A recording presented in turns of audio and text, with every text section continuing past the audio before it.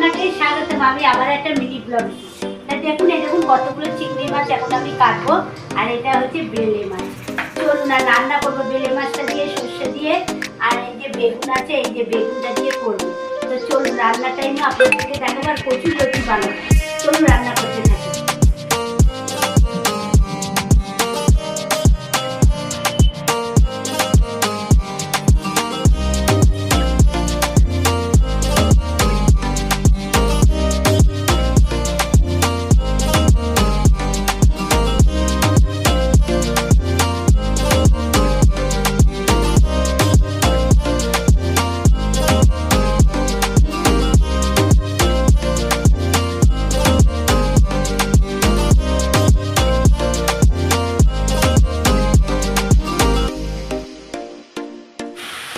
দেখুন বেগুন দিয়ে বেলে মাছের ঝাল করবো, এই যে বেগুন দিয়ে, আর এই যে বেলে মাছ ভেজে রেখেছি, আর এখানে দেখুন মশলাটা কষানো হচ্ছে।